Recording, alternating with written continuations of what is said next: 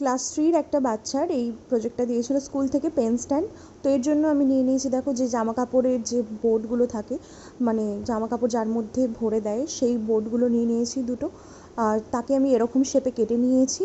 এরকম শেপে কেটে নেওয়ার পর আমি 3টে এরকম ছোট ছোট শেপেও কেটে নিয়েছি। এবার নিয়ে নিয়েছি দেখো ভায়োলেট কালারের একটা A4 পেজ। এই পেজগুলো তোমরা দোকানে পেয়ে যাবে, 3 টাকা 4 টাকা করে দাম নেয়। আর এবার আমি এগুলোর মধ্যে আঠা লাগিয়ে নেব।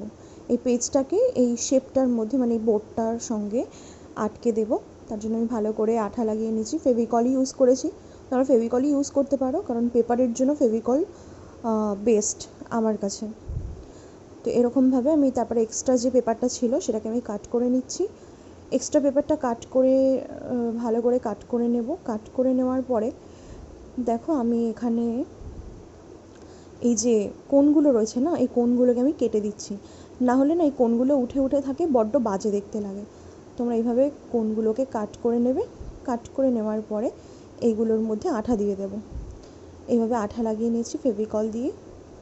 ফেভিকল দিয়ে এটাকে ভালো করে আমি চারিদিকে ছড়িয়ে দেওয়ার পরে এটাকে আটকে দিচ্ছি বোর্ডটার সাথে। খুব ভালোভাবে ইজিলি এটা দেখবে আটকে যাবে। প্রত্যেকটা কোণে আমি ভালো করে আটা দিয়ে দিয়েছি, মানে প্রত্যেকটা এক্সট্রা পেপারগুলোতে। এগুলোকে আমি ভালো করে এইভাবে আটকে নিচ্ছি। এবার দেখো এই যে ওপরের যে এটা দেখলে, এবার এইখানে আমি এরকম আরেকটা বানিয়ে নিয়েছি। বানিয়ে নেওয়ার পর আমি এই ওপরটা যে বেরিয়ে আছে না, সেটাকে আমি এক্সট্রা পেপার দিয়ে এরমভাবে আটকে দেবো, নাহলে ওটা কিন্তু দেখতে বাজে লাগবে। আর এই যে কোণগুলো দেখো বেরিয়ে গেছে, ওগুলোকে আমি কাঁচি দিয়ে সুন্দর করে কেটে দিচ্ছি। এইভাবে কেটে দেওয়ার পরে দেখো একটুখানি দুটো দিক বেরিয়ে আছে, আমি ওটাকে আর ঢাকিনি, কারণ ওটা বেশ চকচক করছিল বলে আমি ভাবলাম দেখতে ভালো লাগবে। এটাকেও আমি এক সেমভাবে করে নেব। আর যে 3টে টুকরো তোমাদের দেখিয়েছিলাম, সেই 3টে টুকরোকেও আমি কিন্তু এইভাবে ভায়োলেট পেপার দিয়ে র্যাপ করে নিয়েছি। এবার তোমাদের দেখাই এইগুলোকে যে বসানোর ব্যাপারটা। আমি ওটা পেন স্ট্যান্ড বানিয়েছিলাম, মানে যেটার মধ্যে পেন রাখি আমরা, পেনদানি। এটা কিন্তু ফার্স্টে বসছিল না, কিন্তু খুব একটা বেশি অসুবিধা হয়নি। একটু শুকিয়ে যাওয়ার পরেই আঠাটা কিন্তু ওটা লেগে গেছে।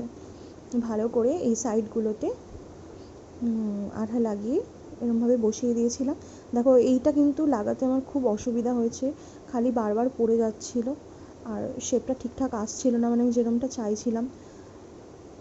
তো অনেক কষ্ট করে এটাকে বসিয়ে দেওয়ার পরে এই নিচের এইটাকে বসানোর পরে আমি ভাবছি আগে তো এটার মাপ নিতে হতো। আমি ভুল করে এটার মাপ না নিয়েই কিন্তু ওই দুটোকে বসিয়ে দিয়েছি ইচ্ছা মতো। কিন্তু ওরকম করলে হবে না, কারণ নিচেরটাকে আগে বসিয়ে নিতে হবে। নিচেরটা আগে বসিয়ে নিলে তারপর তুমি দুটোকে পাশাপাশি বসালে অসুবিধা হবে না। দেখো আমার ডান দিকেরটা কিন্তু বারবার খুলে যাচ্ছিলো। অনেক কষ্ট করে ওটাকে আমি আবার তুলে ভালো করে আঠা দিয়ে লাগিয়ে দিয়েছি। লাগানোর পরে এটা মোটামুটি একটা শেপে এসেই গিয়েছিলো, অসুবিধা হয়নি। কিন্তু তোমরা কিন্তু এটা যদি বানাও অবশ্যই নিচের পোর্শনটা আগে লাগিয়ে দেবে, এটাই কিন্তু মেন কাজ। আর এরপরে আমি একটু আঠা আরও এক্সট্রা দিয়ে দিয়েছি, যাতে না খোলে, ভালোভাবে জিনিসটা মজবুতভাবে বসে। এইবার হচ্ছে এটা একটুখানি শুকিয়ে যাওয়ার জন্য রেখেছিলাম। একটু শুকিয়ে যাওয়ার পরে আমি আবার এর ওপরে একটুখানি আঠা লাগিয়ে এই যে আরেকটা যে আমি শেপ তৈরি করে রেখেছিলাম, এই বোর্ডটা লাগিয়ে আটকে দিয়েছি। তো দেখো এটা আটকানোর পরেই কিন্তু জিনিসটা অনেক মজবুত হয়ে গেছে, আর অতটা আর অসুবিধা হয়নি। ওইটার ডান দিকেরটা যেহেতু একটু নড়নড় করছিল, আমি ভাবছিলাম যে খুলে না যায়, কিন্তু না খোলেনি। তো তারপরে আমি পিঙ্ক কালারের আর সবুজ কালারের দুটো আর্ট পেপার নিয়েছিলাম। এইভাবে ফুলগুলো কেটে নিয়েছি আর পাতা করে নিয়েছি। তো 3টে পাতা করেছিলাম, কিন্তু 3টে পাতা আমি দিইনি। আর এই স্টোনগুলো বসিয়ে নিয়েছি। এই স্টোনগুলো তোমরা যে কোনো বই খাতার দোকানে অ্যাভেলেবেল পেয়ে যাবে, আর এই পেপারগুলোও কিন্তু তোমরা অ্যাভেলেবেল পেয়ে যাবে। তারপরে আমি এই সুন্দর করে এই ফুলগুলোকে আঠা দিয়ে বসিয়ে দিচ্ছি। 3টে ফুল লাগাবো ভেবেছিলাম, কিন্তু দিইনি, ভাবলাম দুটোতেই ভালো লাগছে, দুটো পাতাতেই ভালো লাগছে দেখলাম, তাই জন্য আর আরেকটা এক্সট্রা যেটা করেছিলাম ওটা আর লাগাইনি। আর আজকের এই যে পেন স্ট্যান্ডটা, এটা কিন্তু আমাকে যে দিদিভাই বানাতে দিয়েছিল তার ছেলের জন্য, তো সেই পাঠিয়েছে।